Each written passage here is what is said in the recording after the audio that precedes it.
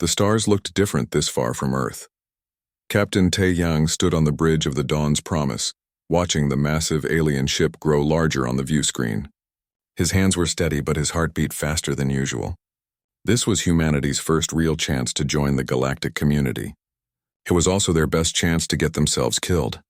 "Captain, they're hailing us again," said Hai-jin from the communication station. Her voice was calm, but Tae-yang knew her well enough to hear the tension underneath. "Put them through." The screen flickered and showed the interior of the Valari flagship. Everything about it screamed wealth and power. The walls glowed with soft blue light. The metal looked smoother than anything humans could make. And standing in the center of it all was Princess Aralyn. She was tall, with skin that shimmered like pearl and eyes that held 3 different colors. Her armor looked decorative, covered in patterns that probably meant something important in her culture. When she smiled, it reminded Tae-yang of a cat watching a mouse. "Captain Tae-yang," she said. Her voice came through the translator perfectly, but there was something condescending in her tone. "Welcome to Valari space. We are pleased that your species has finally developed the courage to meet us." Tae-yang kept his face neutral. "Thank you for accepting our request for diplomatic talks, Princess. Humanity hopes this can be the start of a long friendship." The princess's smile widened slightly.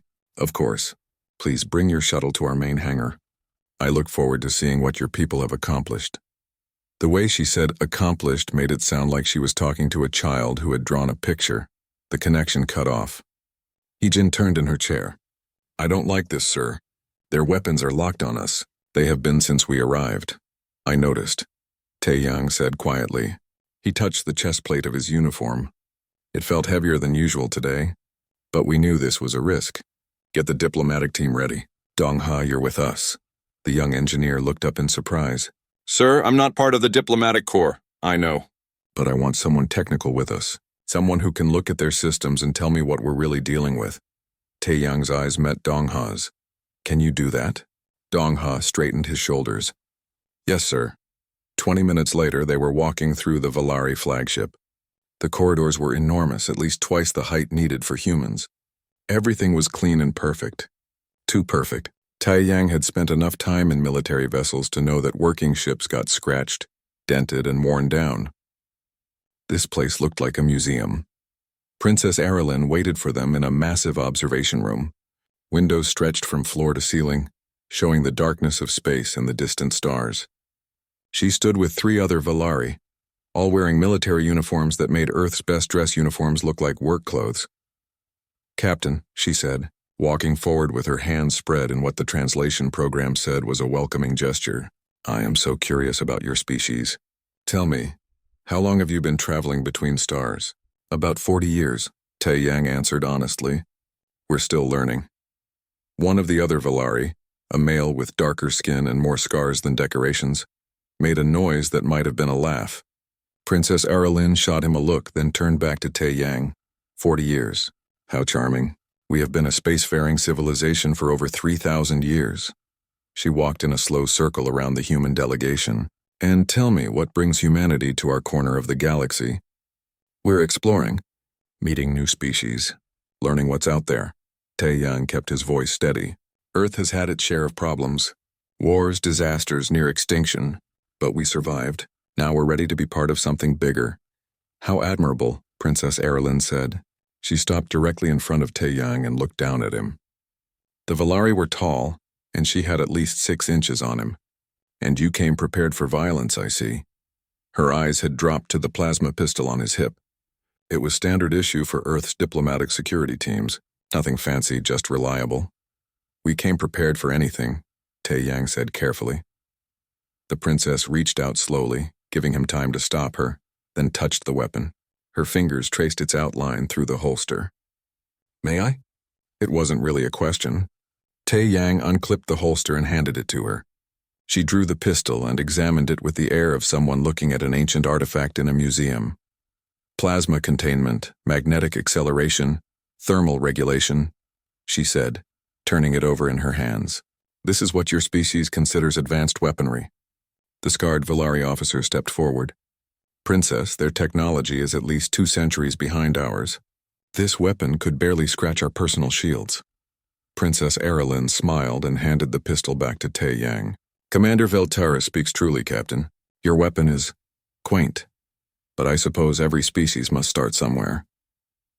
She gestured to a table where food had been prepared. Please sit.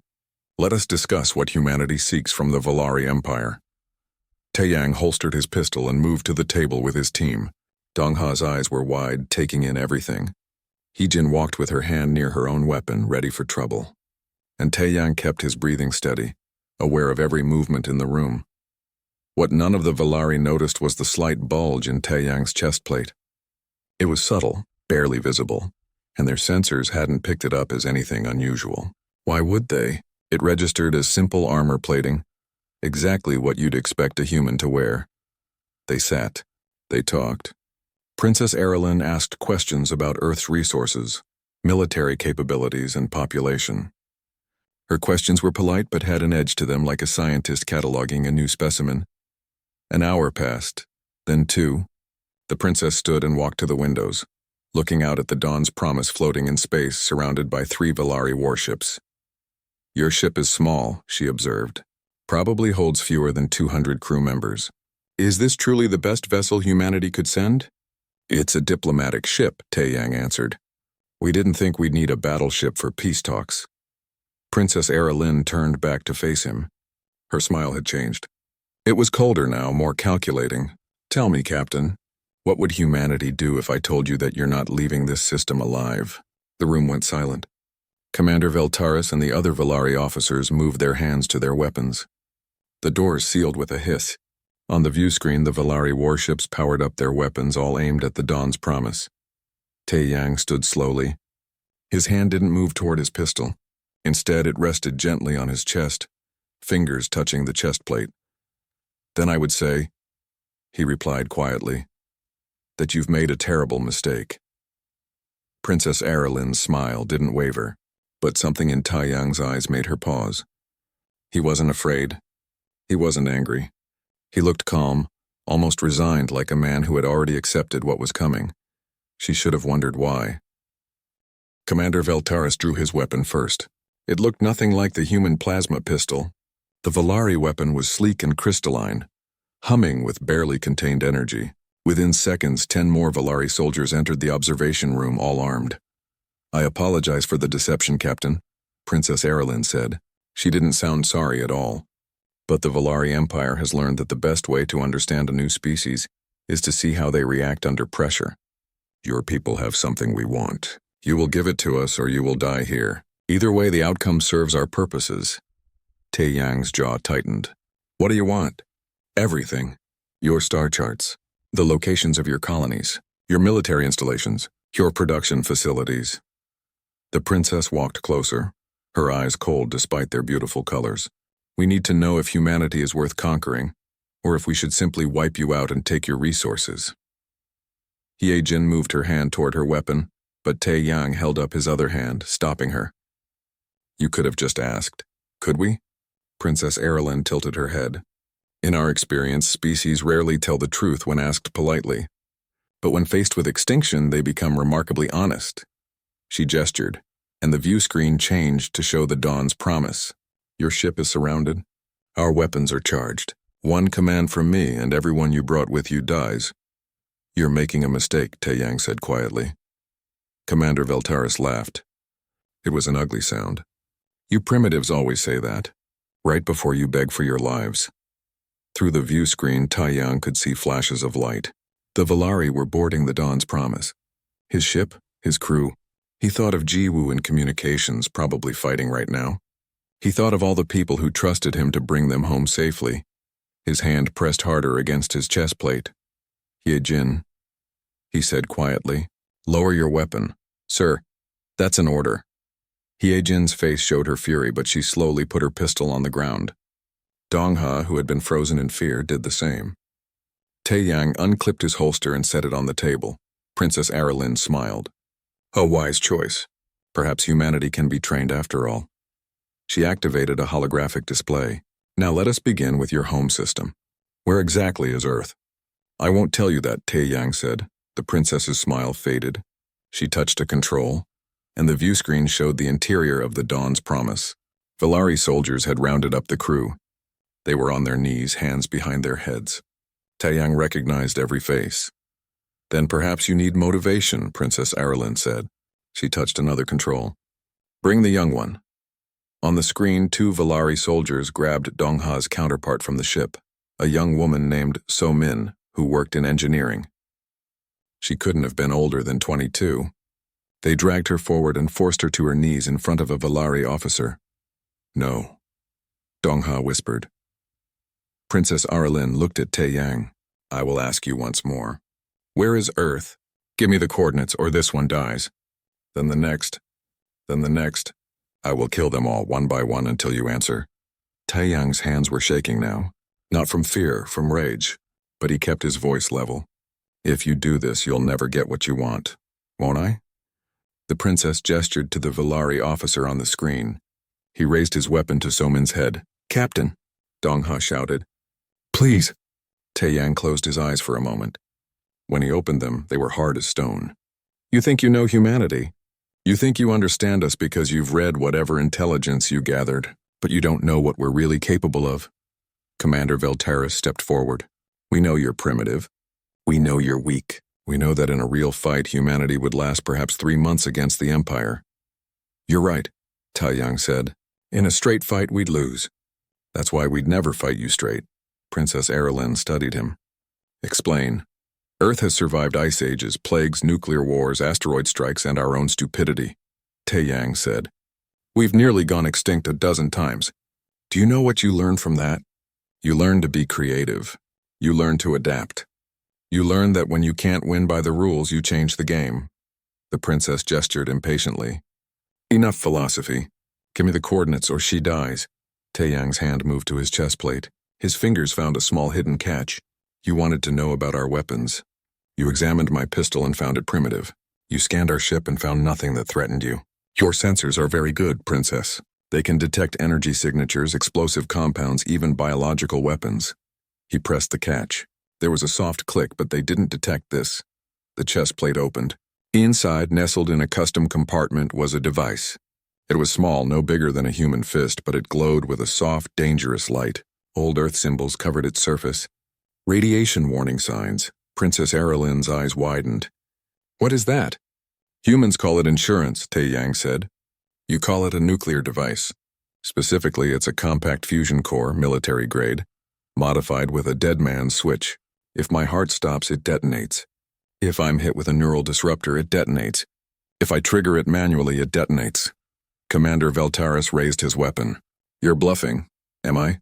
Taeyang's hand hovered over a small button on the device. The yield is only about 2 kilotons. That's small by planetary standards, but we're on a spaceship, in a vacuum. The blast won't dissipate. It'll turn this entire flagship into expanding plasma. Everyone on board dies. Your princess dies. And the 3 Valari warships within 2 kilometers? They die too. The room went completely silent. Princess Aralyn stared at the device, then at Taeyang. You would kill yourself and everyone else? I would do what I have to do to protect my people, Taeyang said. That's what humanity is, Princess. We're survivors. We don't give up. We don't surrender. And when someone threatens to murder us one by one, his eyes met hers. We take you with us. Dongha was staring at his captain in shock. Heejin's expression was harder to read, but Taeyang thought he saw approval there. Commander Veltaris's weapon was shaking. Princess, let me shoot him. Our medical teams can revive his heart before the device. No, Princess Aralyn said sharply. Don't be foolish. Look at his eyes. He wants you to try. He's hoping you'll give him an excuse. She was right. Part of Taeyang desperately wanted them to try something. The rage was still burning in his chest. They had threatened his crew. They had put a weapon to Somin's head. Every instinct screamed at him to push the button and end them all. But he was a captain. His job was to bring his people home. Here's what's going to happen, Taeyang said. His voice was steady now, completely calm. You're going to release my crew. You're going to let the Dawn's Promise leave Valari space. And you're going to think very carefully about whether conquering humanity is really worth the cost. Princess Aralyn's face was unreadable. And if I refuse? Taeyang's thumb moved closer to the button. Then we all find out what happens when a star goes nova inside a ship. The princess looked at the device, then at Taeyang. then at the view screen showing the Dawn's Promise and her crew. Her jaw clenched. Her hands formed fists. Finally she spoke. "Commander Veltaris, stand down. Release the human crew, Princess." Veltaris looked shocked. "We can't let them," I said. "Stand down." Her voice cracked like a whip. "That is an order." The commander lowered his weapon, fury in his eyes. On the view screen, the Valari soldiers began backing away from the human crew. But Tae Yang knew this was far from over. He could see it in Princess Aralin's expression. She wasn't giving up. She was thinking, calculating, looking for another way, and she was angry. Not just at him, at herself, for being outplayed by a primitive species she had underestimated. That made her more dangerous than ever. The standoff continued. Tae Yang stood perfectly still, his hand near the device in his chestplate. Princess Aralyn watched him like a predator watching prey that had suddenly grown teeth. Around them, Valari soldiers held their positions, weapons raised but not firing. Minutes passed in silence. Then the observation room doors opened, and 3 Valari scientists rushed in carrying scanning equipment. They moved quickly but carefully, clearly afraid of triggering the device. "Can you disarm it?" Princess Aralyn asked without taking her eyes off Tae Yang. The lead scientist, an older Valari with silver markings on her face, studied the readings on her device. Her expression grew more troubled with each passing second. "Princess, this is worse than we thought. The human is telling the truth. It's a fusion device, but the isotope mix is deliberately unstable. They've used a quantum encryption system on the trigger mechanism." "Meaning what?" Commander Veltaris demanded. "Meaning any attempt to disable it remotely has a 78% chance of causing immediate detonation," the scientist said. "The encryption changes every 3 seconds. By the time we decode one sequence, it's already changed. And the device is reading his biometrics constantly: heart rate, brain activity, stress hormones. If any of those patterns change too dramatically, it triggers." Princess Aralyn's eyes narrowed. "So if we sedate him, it triggers. If we stun him, it triggers. If we kill him quickly enough that he can't press the button?" The scientist looked uncomfortable. The device would read his heart stopping and trigger before his body hit the floor. "Princess, whoever designed this was very intelligent. They anticipated every countermeasure we might use." Tae Yang allowed himself a small smile. Her name was Dr. Yoon. She was killed in the resource wars back on Earth. Before she died, she made sure humanity would have ways to defend itself against enemies we couldn't outfight. "How noble," Princess Aralyn said coldly, "turning your own people into walking bombs." "We prefer to think of it as evening the odds," Tae Yang replied. "You have better ships, better weapons, better shields. But we have something you've forgotten. We remember what it's like to fight for survival. We remember that sometimes the only way to win is to make sure your enemy can't win either." Commander Veltaris slammed his fist against the wall. "This is insane. We should just evacuate the ship and let him blow himself up. And lose the flagship?" Princess Aralyn shook her head. "And admit to the Empire that we were outmaneuvered by primitives." "Use your brain, Veltaris." She walked to the windows, looking out at the stars. Tae Yang could see her reflection in the glass. She was thinking hard, weighing options, calculating odds. Finally, she turned back. "Very well, Captain. You've made your point. My soldiers will withdraw from your ship completely. Your crew will be free to leave. But you," she pointed at him, "you stay here." "That wasn't the deal," Hyejin said immediately. "The deal," Princess Aralyn said, "is that I don't order my warships to destroy your vessel the moment it tries to leave. Your captain stays as insurance that humanity won't immediately report this incident to our enemies. Once enough time has passed that it doesn't matter, I'll consider releasing him." "You'll consider it?" Dongha's voice cracked. "That's not good enough." Taeyang raised his free hand, silencing them. "It's fine. Captain, no," Hyejin started. "That's an order, Lieutenant." Taeyang looked at her steadily. "Get the crew home. Make sure command knows what happened here. Make sure Earth is ready." "Ready for what?" Princess Aralyn asked. "For whatever comes next," Taeyang said. "Because this isn't over. You know it and I know it. Maybe you release me in a few days. Maybe you find a way to disarm this device. Maybe you decide the risk is worth it and blow up your own flagship. But either way, the galaxy now knows that humanity exists. And more importantly, they know we're not easy prey." The princess studied him for a long moment. "You're very calm for someone in your position. Should I be panicking?" Taeyang asked. Would that help? Most species would be terrified. Most species haven't been through what we have. Taeyang's eyes held hers. Earth has been a crucible, Princess. It forged us into something different. Something stubborn. We've died by the billions and kept going. We've faced extinction and laughed at it. A few weeks in an alien prison cell? That's nothing. Something flickered across Princess Erlin's face. Not quite respect, but close. Curiosity, perhaps, or recognition of something familiar. Take them back to their ship, she ordered the guards. Not him. Just the others. Captain, Heejin tried one more time. Go, Taeyang said firmly. That's final. The Valari soldiers escorted Heejin and Dongha out. The young engineer looked back once, his face full of guilt and fear. Taeyang gave him a nod, trying to tell him without words that this wasn't his fault. When they were gone, Princess Aralyn dismissed most of the soldiers and scientists. Only Commander Veltaris remained, standing by the door with his weapon ready. So, the princess said, walking back to face Taeyang. Now we wait. You can't leave. You can't sleep without risking the device triggering. You can't do anything except stand there with your hand on that button. I've had worse assignments, Taeyang said. Have you? Because from where I stand, you're a dead man who just hasn't stopped breathing yet. Even if I release you, even if you somehow make it back to Earth, your people will know what you did. You turned yourself into a weapon. Do you think they'll thank you for that? I don't need thanks. I need them to survive. Princess Aralyn laughed, but it sounded bitter. You know what I find most offensive about this situation? Not that you outsmarted us. Not that you're holding an entire flagship hostage. But that you did it with technology we abandoned 500 years ago. We stopped using nuclear weapons because we found better methods. Cleaner methods. More precise. Maybe that was your mistake, Taeyang said. Getting so advanced that you forgot the basics. Or maybe, the princess countered, we evolved past the need for mutually assured destruction. We became civilized. Civilized. Taeyang repeated the word like it tasted bad. You lured us here under false pretenses. You planned to torture and kill my crew. You were going to invade Earth and enslave or exterminate my species. Forgive me if I don't see that as civilized. Princess Aralyn's face darkened. We do what we must to maintain order in the galaxy. The strong rule. The weak submit or die. That's how it's always been. Then maybe it's time for that to change. Before the princess could respond, an alarm started blaring. Commander Veltaris touched his communicator, listened, and his face went pale.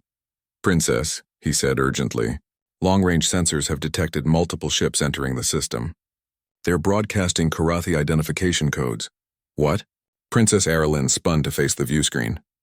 Why would the Karathi be here? Taeyang felt a surge of hope. The Karathi Confederacy. He'd read about them in the intelligence briefings. They were the Valari Empire's primary rivals. If they were here, Princess, another voice came through the communication system. It was Jiwoo from the Dawn's Promise. We've been broadcasting on all frequencies since your people boarded us. Everything that happened here, every word spoken, has been transmitted across this entire sector. The Karathi received it. So did a dozen other species. Princess Aralyn's expression was murderous. She rounded on Taeyang. You planned this. I planned for a lot of possibilities, Taeyang admitted. Making sure the galaxy knew what happened here was one of them. The Karathi are probably very interested to learn that the Valari Empire is expanding again, and that you're willing to commit atrocities against new species. The princess looked like she wanted to strike him. Her hands were shaking with rage. You've just started a war. No, Taeyang said quietly. You started it when you decided humanity was something you could just take. We're just making sure it's a war you can't win easily. Commander Veltaris was receiving more reports. Princess, the Karathi battle group is demanding we explain our actions. They're positioning ships between us and the jump point. We're cut off. Princess Aralyn stared at Taeyang for a long moment. Then unexpectedly she smiled. It wasn't a pleasant smile. Clever, she said. Very clever. You're more dangerous than I thought, Captain. Which means I'm going to have to decide whether you're worth keeping alive. Taeyang's thumb moved closer to the button. Try me. Hours crawled by like wounded animals. Taeyang remained standing, his hand never moving from the device in his chestplate. His legs ached. His back hurt. His eyes burned from forcing himself to stay alert, but he didn't move. Couldn't move. Princess Aralyn had taken a seat across from him, watching with those strange three-colored eyes. She didn't speak. Just watched, studying him like he was a puzzle she was determined to solve. The situation outside had gotten more complicated. 3 Karathi warships now sat at the edge of weapons range, their commanders demanding explanations. More ships were arriving too. Word had spread fast across this part of the galaxy. The Valari Empire had tried to ambush a new species, and that new species had somehow turned the tables.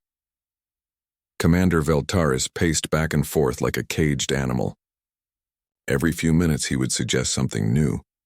Poison gas, electromagnetic pulse, cutting off the oxygen to the room. Each time the scientist would explain why it wouldn't work, why it would just trigger the device. "This is ridiculous," Veltaris finally exploded. "We're the Valari Empire. We don't negotiate with primitives holding bombs." "Then don't negotiate," Tae Yang said.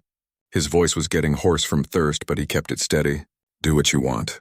But understand that whatever you do, it ends with your flagship becoming a fireball." "You're bluffing," Veltaris snarled. "No one is crazy enough to actually trigger that thing." "You sure about that?" Tae Yang asked. "Because I'm standing here with my hand on the button. Test me if you want, but you only get to be wrong once." Princess Aurelian held up a hand, silencing Veltaris. "Tell me something, Captain. This Dr. Yoon who designed the device, was she crazy?" "No," Tae Yang said. "She was desperate." "There's a difference." "Is there?" "Because to me, strapping bombs to your soldiers sounds like the action of someone who has lost all reason." Tae Yang was quiet for a moment, remembering. Dr. Yoon lived through the resource wars. She watched her entire family die when a corporate army shelled her city. She was trapped in a bunker for 3 months, eating rats to survive. When she got out, she dedicated her life to making sure no human would ever be helpless again. "So she made weapons of terror," the princess said. "She made weapons of last resort," Tae Yang corrected. "The device in my chest? It's been part of Earth's diplomatic protocol for 5 years. Every captain who goes into unknown space carries one." "Do you know how many times we've had to use them before today?" "How many?" "0. Because most species, when they realize we're willing to die to protect ourselves, decide that maybe conquering us isn't worth it." Princess Aurelian leaned forward. "But I'm not most species, Captain. I'm Valari. We've conquered 40 star systems. We've brought order to chaos. We've uplifted primitive worlds and crushed those who threatened the peace." "Whose peace?" Tae Yang asked. "Yours? Because it seems like you just attack anyone who won't submit to you." "We attack those who threaten stability," the princess said. Her voice had gotten colder. "The galaxy is a dangerous place, Captain. Weak species get destroyed. They get enslaved. They get experimented on or eaten or worse. The Valari Empire provides structure, order, protection. For a price. Everything has a price. At least under our rule, species know where they stand. They know the laws. They know the consequences." Tae Yang shook his head slowly. "You really believe that, don't you? You think you're the heroes of this story? And you think humanity is?" Princess Aurelian stood up, walking to the windows. "You come from a world of constant warfare. You've nearly destroyed yourselves dozens of times. You've committed genocides against your own people. And now you come to the stars carrying weapons of mass destruction, ready to blow yourselves up rather than surrender. Tell me, Captain, how are you any better than we are?" "I never said we were better," Tae Yang replied. "I said we were survivors. There's a difference. We do terrible things sometimes. We make horrible mistakes, but we learn, we adapt. We keep trying to be better than we were." Pretty words, but in the end, you're still standing here with a bomb threatening to kill thousands. I'm standing here protecting my people. That's all I've ever done. The princess turned to look at him. "Even if it cost you your life?" "Especially then." They stared at each other across the room. The tension was thick enough to cut. Tae Yang's legs were shaking now. He'd been standing for almost 6 hours. His body was starting to shut down, but he couldn't show weakness. Not now. A communication came through. It was Jiwoo again from the Dawn's Promise. "Captain Tae Yang, if you can hear me, the crew is ready to depart. We're just waiting for your signal." "Tell them to go," Tae Yang said.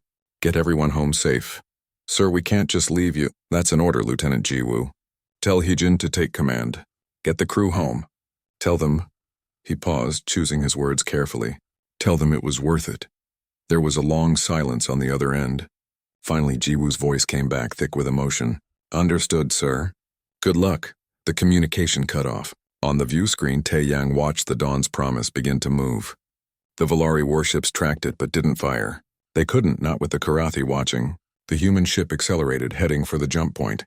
Let them go, Princess Erilyn ordered when Commander Veltaris opened his mouth to protest. This isn't about them anymore. Within minutes, the Dawn's promise had jumped away, disappearing in a flash of light. Taeyang felt relief wash over him. His crew was safe. Whatever happened to him now, at least they would make it home. So, Princess Erilyn said, settling back into her chair, now it's just you and me. Your crew is gone. Your ship is gone. You're alone on a hostile vessel, surrounded by enemies holding a device that will kill you along with everyone else. What's your plan now, Captain? My plan is to stand here until you let me go or until something happens that makes me push this button, Taeyang said simply. That could take days. Then it takes days. You'll collapse eventually. Your body will give out. And when you fall unconscious, the device triggers. Probably, Taeyang admitted. So you've got maybe another 12 hours to figure out what you want to do. After that, I can't guarantee anything. The princess studied him with new interest. You're not like other humans I've read about in our intelligence reports. Most of your species would be bargaining by now, offering information in exchange for their lives. I don't have anything you want. You already know where my ship is going. You could track it if you wanted. The only thing I have is this device, and you can't take it from me. I could torture you. The device would trigger from the stress. I could offer you wealth, a place in the Empire. I don't want either of those things. Princess Erilyn tilted her head. Then what do you want, Captain Taeyang? I want to go home. I want humanity to be left alone. I want you to understand that we're not prey. He met her eyes. And I want you to be afraid of what happens if you attack Earth. I'm Valari. We don't feel fear. You should learn, Taeyang said, because fear is useful. It keeps you from making stupid mistakes, like underestimating an enemy. The princess was quiet for a long time. Outside, more ships were arriving. Not just Karathi anymore, but vessels from a dozen different species, all of them watching, waiting to see what the mighty Valari Empire would do about the human with the bomb. Finally, Princess Erilyn stood up. She walked over to Taeyang until she was standing directly in front of him, close enough that he could see the patterns in her skin, the way the light reflected off her armor. I'm going to make you an offer, she said quietly, and I suggest you listen carefully. Taeyang waited. Stay, she said. Not as a prisoner, as an advisor. Help me understand humanity. Help me understand why you think the way you do. Why you're willing to die for ideas like freedom and independence. In exchange, I'll argue for a treaty between our peoples instead of a war. Why would I believe you? Because right now you're more valuable to me alive than dead, Princess Erilyn said. The Karathi are watching. Other species are watching. If I let you die, I look weak. But if I turn this situation into an opportunity, she smiled slightly, then I look clever. Taeyang considered this. And if I refuse?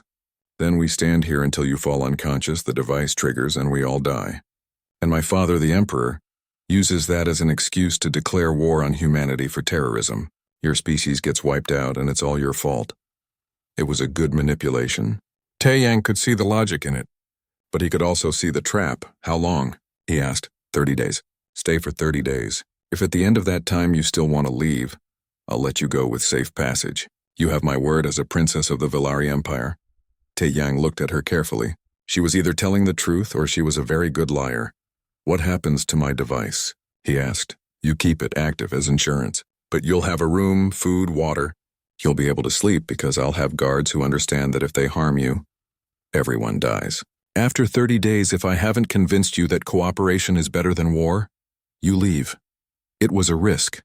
A huge risk. But it was also an opportunity. 30 days to learn about the Valari. 30 days for Earth to prepare for whatever was coming. And 30 days to maybe, just maybe, find a way to prevent a war. 30 days, Taeyang said finally. And you pull your ships back from human space, agreed. And you send a message to the Karathi and the other species watching, explaining that the room they gave Taeyang was surprisingly comfortable. Not luxurious like the rest of the Valari flagship, but practical. A bed that adjusted to his size. A bathroom with actual running water. A desk and chair. And most importantly, guards who understood that if they tried anything, everyone died. For the first 2 days, Taeyang slept. He slept with the device still active in his chest plate, his body finally giving in to exhaustion. When he woke, food was waiting. The Valari had analyzed human dietary needs and provided something that at least looked edible. It tasted strange, but it filled his stomach. On the third day, Princess Aralyn came to see him. She entered without knocking, accompanied by 2 guards who kept their distance. "I trust the accommodations are acceptable?" she asked. "I've had worse," Taeyang replied. He was sitting at the desk, the chest plate still closed over the device. "What do you want?" "To talk." "That was the arrangement, wasn't it? You help me understand humanity. Is this where I tell you our weaknesses so you can exploit them later?" The princess smiled slightly. "Would you even if I asked?" "No." "Then let's discuss something else. Philosophy, history, culture." She settled into a chair, crossing her legs in a way that looked almost human. "Tell me about Earth, not the military reports. The real Earth, what's it like?" Taeyang was quiet for a moment, considering. "It's dying," he said finally. "We've spent centuries poisoning it, fighting over it, using it up. But it's also beautiful. We have oceans that stretch farther than you can see, mountains that touch the clouds, forests so old they were there before humans learned to walk upright. And you fight over it constantly." "We do. We're not good at sharing." Taeyang looked at his hands. "Earth's history is written in blood. Every country, every culture has committed atrocities. We've enslaved each other, genocided each other, nearly destroyed the entire planet multiple times. We're not the heroes of our own story, Princess. We're just the ones who survived. Then why fight so hard to protect your species?" she asked. "If humans are so terrible, why not let us conquer you?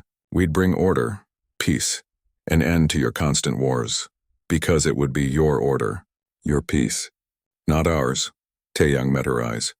"We're terrible sometimes, yeah, but we're also capable of incredible things. We write poetry. We make music. We laugh and love and create art that moves people to tears. All of that would disappear under your empire. You'd make us efficient, organized, but you'd kill what makes us human." Princess Aralyn considered this. "The Valari Empire has preserved dozens of cultures. We don't destroy identity. No, you just control it. You decide what's acceptable and what isn't. You prune away anything that doesn't fit your vision of order." Taeyang shook his head. "That's not preservation. That's taxidermy." For a moment, anger flashed across the princess's face. Then, surprisingly, she laughed. "You're direct. I'll give you that. Most species spend days trying to flatter me before they say what they really think. I don't have days to waste," Taeyang said. "I have 30 days to convince you that humanity deserves to exist on our own terms. Flattery won't accomplish that." "No, I suppose it won't." The princess stood and walked to the window. The room had a small one, showing the stars outside. "Do you want to know why the Valari Empire really wanted to conquer Earth?" "I'm listening." "Because you're dangerous," she said simply. "Not because of your weapons, not because of your military, but because of your ideas, freedom, independence, self-determination. These are viruses, Captain. They spread. They infect other species. They make people question the order we've built. And that terrifies you." "It threatens stability," Princess Aralyn corrected. "The galaxy is held together by careful balance. The strong protect the weak. Everyone knows their place. But humanity doesn't accept place. You push boundaries. You rebel against authority. You inspire others to do the same." "Good," Taeyang said. The princess turned to look at him. "You don't understand what you're risking. The last time a species tried to upset the balance, the Karathi and Valari fought a war that killed billions. Entire planets were sterilized. We nearly destroyed each other." "Then maybe the balance is the problem," Taeyang said. "Maybe the galaxy needs to change. Change is chaos. Change is growth. Without it, you stagnate. You die," they argued for hours. About government. About freedom. About the nature of civilization and what species owed to each other. Princess Aralyn was intelligent, Taeyang had to admit. She had answers for almost everything he said. But there was something in her arguments that felt hollow, like she was reciting lessons she'd been taught rather than beliefs she'd discovered. The next few days followed a similar pattern. The princess would visit. They would talk. Sometimes they argued. Sometimes they found strange points of agreement. And slowly, Taeyang began to understand her. Princess Aralyn had been raised to rule. Every moment of her life had been training for leadership. She'd been taught that the Valari way was the right way, the only way to bring order to a chaotic universe. She'd never questioned it because she'd never needed to. The system worked. The empire prospered. What more was there to say? But now, for the first time, she was meeting someone who challenged everything she believed. And she couldn't just dismiss him, because he'd proven he was willing to die for his beliefs. That made him either incredibly brave or incredibly foolish. She hadn't decided which yet.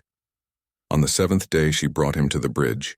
Commander Veltaris objected loudly, but the princess overruled him. Taeyang stood in the center of the massive command deck, watching Valari officers work with precise efficiency. "This is the heart of the Empire," Princess Aralyn said. "Every ship, every soldier, every weapon system connected in perfect harmony." "Beautiful, isn't it?" "It's impressive," Taeyang admitted. "But it's not beautiful." "Why not?" "Because there's no chaos, no improvisation.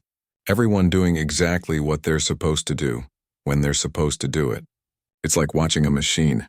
He looked at her. "Where's the creativity? Where's the moment when someone breaks the rules and discovers something new?" "Breaking rules causes disorder," the princess said. "Breaking rules causes innovation," Taeyang countered. "Every major human advancement came from someone who said, 'What if we tried this instead?' And people who broke the rules, who colored outside the lines, who refused to accept that the way things were was the way things had to be." Commander Veltaris, who had been listening, stepped forward. "And that's exactly why your species is dangerous. You can't be trusted to follow orders, to respect authority, to accept your place in the natural order." "The natural order," Taeyang said slowly. "You mean the order where the Valari are on top and everyone else serves you?" "I mean the order that has kept the galaxy from tearing itself apart." Veltaris's voice was rising. "Without the Empire, there would be chaos. Species would war constantly. Billions would die." "Billions die under your empire too," Taeyang said quietly. "You just call it something else: pacification, integration, order."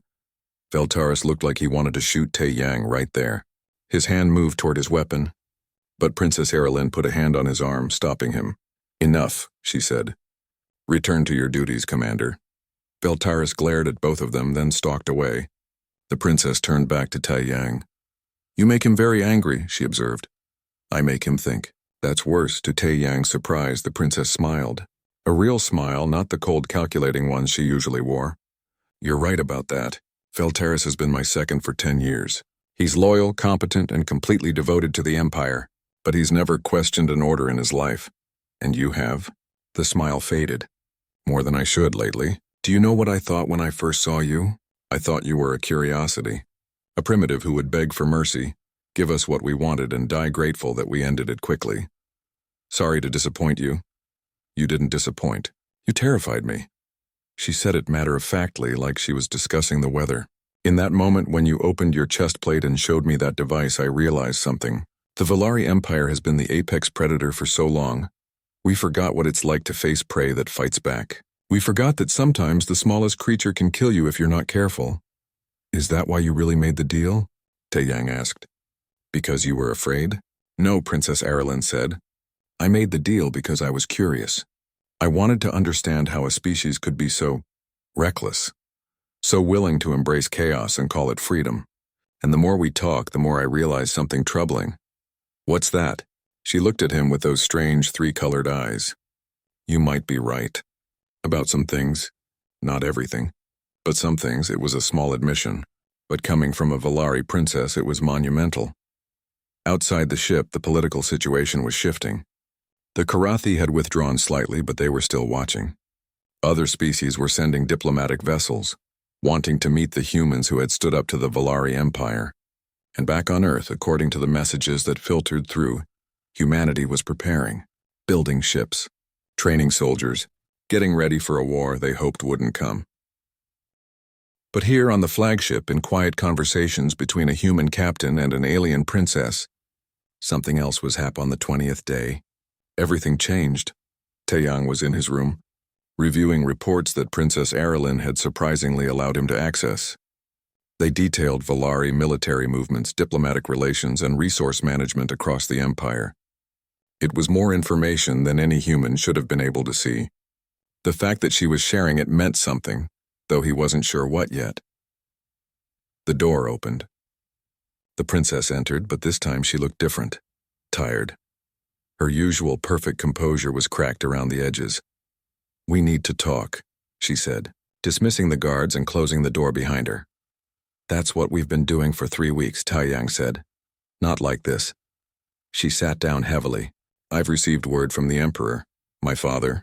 He's learned about our arrangement and he's not pleased." Taiyang set down the datapad he'd been reading. "What did he say?" "He ordered me to execute you immediately and prepare for a full invasion of human space. He says I've been compromised, that you've somehow infected me with human weakness." She laughed, but it was bitter. Maybe he's right. "You don't believe that, don't I?" She looked at him with something like desperation in her eyes. "I've spent 3 weeks talking to you, learning about human history, human culture, human philosophy, and do you know what I've realized? Everything I was taught about maintaining order, about the strong ruling the weak, about the necessity of the empire. It's not wrong exactly, but it's not complete either." "What are you saying?" "I'm saying that maybe there's room for something else. A third option between conquest and chaos, but my father won't see it that way. To him, humanity is either a subject species or an enemy, and enemies must be destroyed." Taeyang felt his hand unconsciously move to his chestplate. "When does the invasion begin?" "That depends on you." Princess Aralyn leaned forward. "I can delay the order, buy time, but only if you agree to my proposal." "What proposal?" "Stay with me. Not for 30 days, permanently. Become my advisor on human affairs. Help me navigate the politics of the empire and argue for a treaty instead of a war. With you by my side, I can show my father that humanity is valuable, that you can contribute to the empire rather than resist it." "You're asking me to betray my species," Taeyang said flatly. "I'm asking you to save them." The princess stood up, pacing. "Don't you see? If you leave now, the war begins. The Emperor has already mobilized 3 battle fleets. They'll burn Earth and every human colony until nothing remains but ash. But if you stay, if you help me prove that humans can be reasoned with, that you can be allies rather than subjects, then we become part of the empire. We lose our independence. You lose nothing. I'm not talking about conquest. I'm talking about alliance. A real one, not like the subjugated species. Humanity would maintain its own government, its own military, its own culture, but you'd have the protection of the empire. Resources, technology, a voice in galactic politics." Taiyang studied her face. She meant it. Every word. But she was also naive if she thought the Emperor would accept such an arrangement. "Your father would never allow that," he said. "He would if I could prove it works. If I could show him that humanity brings something valuable to the empire. Something we can't get through conquest." She stopped pacing and looked at him directly. "You've shown me that humans think differently, that you approach problems from angles we would never consider. That's valuable. In a galaxy where everyone thinks the same way, someone who thinks differently is a weapon, or a threat." "Both," she admitted, "but I'm willing to bet that the weapon is more useful than the threat is dangerous." "The question is, are you willing to make the same bet?"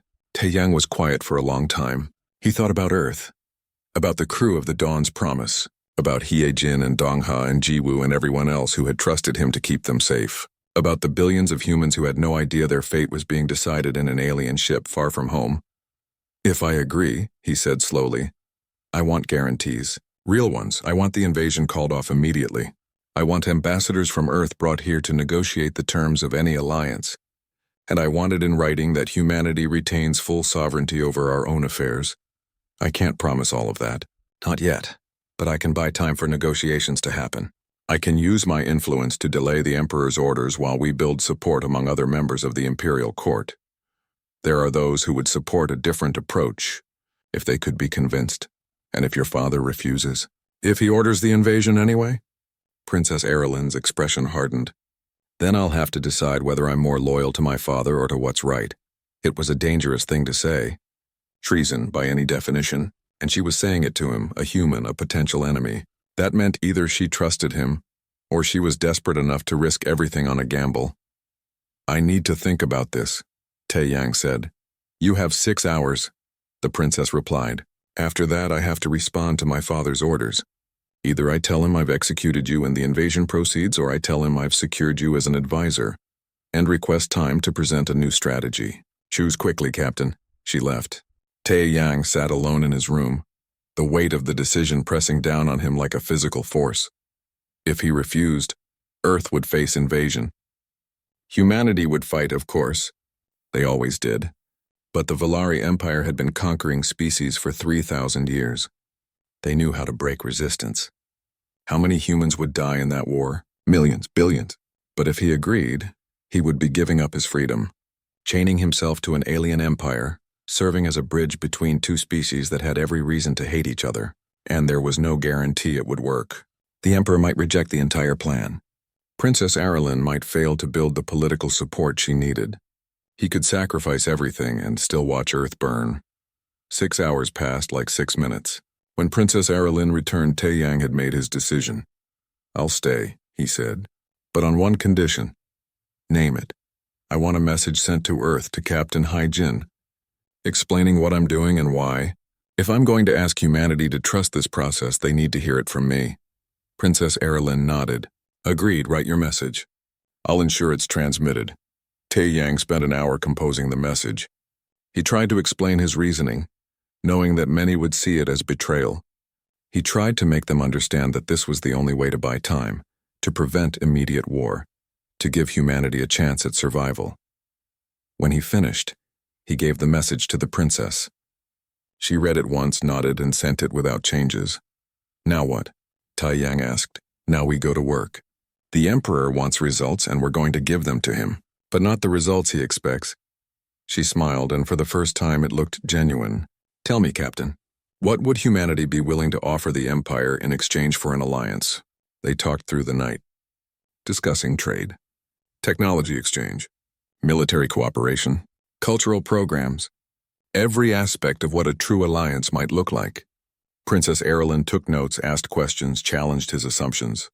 She was building a case, a presentation that could sway the imperial court. "There's one problem," she said as the ship's artificial morning approached. "My father won't care about trade or cultural exchange. He only respects strength. We need to show him that humanity makes the Empire stronger, not weaker." "Then let's give him a demonstration," Taeyang said. "The Karathi are still watching, right? They're still positioned at the edge of your territory?" "Yes, they're waiting to see what we do next." "Why?" "Because they're not the only threat you face. I've read your reports. There are pirates operating in the outer systems, raiders who hit your supply lines and disappear before your fleets can respond. Your standard tactics can't catch them because they're too predictable." Princess Aralyn's eyes narrowed. "And you think humanity could do better?" "I think we could do different. Earth spent centuries dealing with asymmetric warfare, pirates, terrorists, guerrilla fighters who didn't play by the rules. We learned how to think like them, how to predict their moves, how to hit them where they don't expect it. You want to hunt pirates for the Empire? I want to show your father what human tactical thinking can accomplish. Give me a ship, a small crew, access to your intelligence on the pirate operations. Let me prove that humanity isn't a threat to be eliminated, but a resource to be utilized." The princess was quiet for a long moment. Then she smiled. "You're either brilliant or insane. On Earth, those are often the same thing. Very well. I'll arrange it. But Captain, understand this. If you fail, if the pirates destroy you or escape, it proves my father right. It proves that humanity is weak and that our way is superior. This is your one chance to make your case. Don't waste it." "I won't," Taeyang said. 3 days later, he stood on the bridge of a small Valari patrol ship. The crew was minimal, mostly young officers who had never seen real combat. Princess Aralyn had chosen them carefully, people who were open-minded enough to take orders from a human. Commander Veltaris had objected, of course. He'd called it foolishness, madness, a waste of imperial resources. But Princess Aralyn had overruled him, and now Taeyang had his chance. The device was still in his chest plate, still active. Still, the pirates had hit 3 Valari supply convoys in the past month. Each time they'd struck fast, stolen what they could carry, and vanished before the Imperial fleet could respond. The pattern was clear to anyone who understood guerrilla tactics. They had a base somewhere in the asteroid field of the Kali system. They watched the trade routes and chose their targets carefully. The Valari strategy was simple and predictable. Send heavy warships to patrol the routes. Wait for the pirates to attack. Overwhelm them with firepower. But it never worked because the pirates just waited until the patrols passed, then struck the undefended convoys behind them. "This is foolish," said Lieutenant Yuna, the Valari tactical officer. She was young, maybe 30 in Valari years, with the quick eyes of someone smart enough to question orders. If we patrol with a single small ship, the pirates will destroy us. That's what I'm counting on, Taiyang said from the captain's chair. It felt strange commanding a Valari vessel, even a small one. The controls were different, the crew was different, everything was different. But the basics of naval tactics were universal. You want them to attack us? Another officer asked. This was Ensign Quan, the pilot. He'd introduced himself with something that might have been respect or might have been curiosity. Taiyang hadn't decided which yet. I want them to think they can attack us, Taiyang explained. Look at this ship. It's small, lightly armed, moving alone through pirate-controlled space. To them we look like easy prey. They won't be able to resist. And when they attack? Yuna asked. Then we show them why humans survived on Earth for so long. We cheat, Taiyang pulled up a star map. The asteroid field here? It's dense, lots of cover. The pirates use it to hide. But it also means their sensors are limited. They can't see everything at once. He highlighted a section of the field. We're going to fly right through the middle of their territory.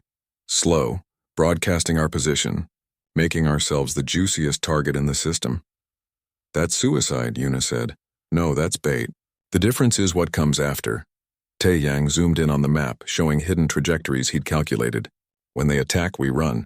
Not away from the asteroids, but deeper into them. We make them chase us through the field where their bigger ships can't maneuver as well. And then? Then we turn around and hit them where they're not expecting it. Humans call it a sucker punch, Quan laughed. It was a sharp barking sound. I like this human. He thinks like a pirate. I think like someone who's been outgunned before, Taiyang corrected. When you can't win a fair fight, you don't fight fair. They entered the asteroid field 4 hours later. Taiyang had the crew dim their shields and power down their weapons to minimal levels. On sensors, they would look damaged, vulnerable. A wounded animal limping through dangerous territory. It took less than an hour for the pirates to notice. Contact, Yuna called out. 3 ships coming in fast from bearing 275. They're pirates, confirmed by the identification. Perfect. Quan, keep us on course. Make it look like we haven't seen them. You're serious about this, the pilot said, deadly serious. Wait for it. The pirate ships closed in. They were smaller than Imperial warships, but still outgunned the patrol ships significantly. Their weapons powered up, preparing to disable and board. Now they're hailing us, Yuna reported, demanding we shut down our engines and prepare to be boarded. Ignore them. Let them think we're trying to run, but can't. The pirates fired warning shots. Energy bolts streaked past the ship, close enough to make the shields flare, but not close enough to cause real damage yet. They wanted the ship intact, wanted whatever cargo they thought it carried. Captain, they're closing to boarding range, Yuna said. Her voice was steady, but Taiyang could hear the tension underneath. Good. Now, Quan, full power to engines. Take us into that cluster of asteroids at Mark 3-2. The ship suddenly surged forward. Behind them, the pirates were caught off guard by the burst of speed. Their formation broke as they scrambled to pursue. They're following, Quan called out, sounding excited now. Of course they are. We just showed them we're not as damaged as we looked. Now they're angry. Angry people make mistakes. Taiyang guided them deeper into the asteroid field. The space rocks here were massive, some the size of moons. The gaps between them were narrow, requiring precise navigation. The Valari patrol ship was small enough to slip through.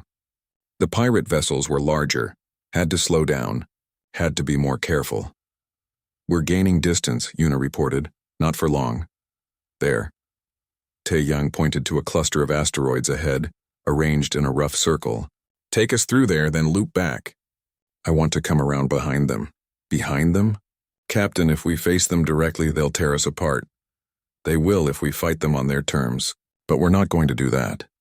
Quan threaded the ship through the asteroid cluster with skill that impressed even Taiyang. As soon as they were on the other side, he pulled a hard turn using the asteroids as cover. The pirates followed, but they were flying in a line formation now, cautious of the obstacles. That was their mistake. Yuna, target the lead ship. Don't hit the engines or weapons. Hit their sensor array. Their sensors? That won't destroy them. I don't want to destroy them. I want to blind them. Fire! The patrol ship's weapons, which had been powered down to look damaged, suddenly came to full strength. Energy bolts struck the lead pirate vessel, precisely hitting their external sensors. The ship wasn't destroyed, but suddenly it couldn't see properly. In the confusion, the second pirate ship smashed into a small asteroid, trying to avoid collision with the first ship. Its shields flared and failed. The third ship pulled back, trying to reassess. Now we hit them, Tae-Yang said. Target the damaged one. Full weapons. The patrol ship struck like a knife.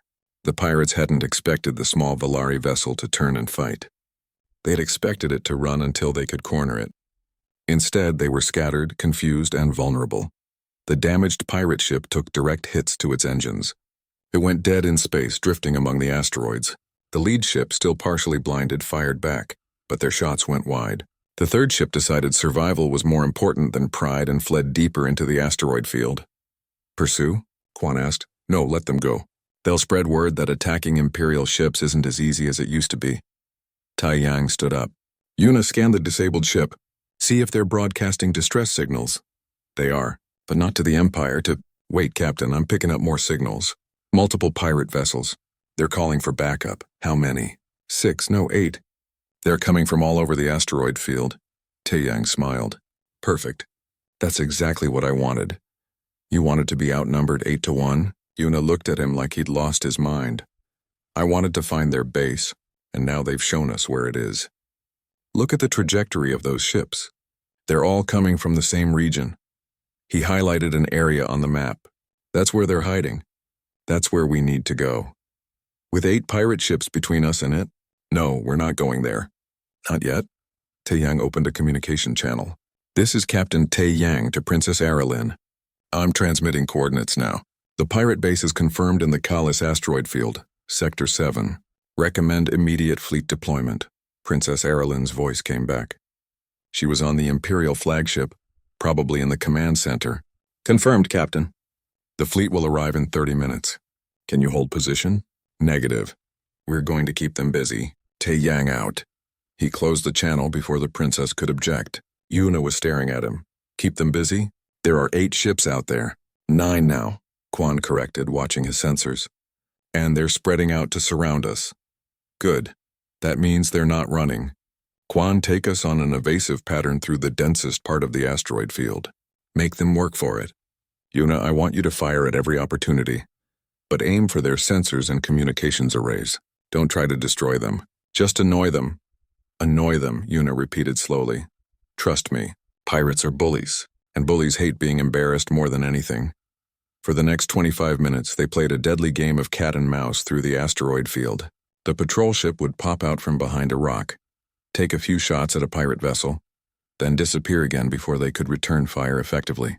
Tae-Yang used every dirty trick he'd ever learned or read about. False sensor echoes, debris clouds, using the asteroid's gravity to slingshot in unexpected directions. The pirates grew more and more frustrated. They fired wildly, hitting asteroids more often than the patrol ship. 2 of them collided with each other trying to corner their prey. Another got its hull punctured by asteroid debris. Captain, the Imperial fleet is arriving, Yuna called out. Multiple capital ships dropping out of jump space. Quan, get us clear of the field, fast. The patrol ship burst out of the asteroids just as 5 Valari warships appeared. They were massive, heavily armed, and very angry. The pirates, still scattered and disorganized from chasing Tae-Yang's ship, didn't stand a chance. The battle was over in minutes. 3 pirate ships were destroyed. The rest surrendered. And the pirates' hidden base, exposed by Tae-Yang's tactics, was captured intact with all their stolen goods.